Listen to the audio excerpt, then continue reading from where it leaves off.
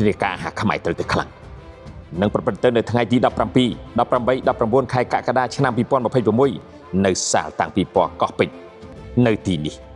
នឹងមានកម្មវិធីធំៗ4ក្នុងគោលដៅតែមួយទី1ពិព័រណ៍ពាណិជ្ជកម្មទីផ្សារអាហារកម្ពុជា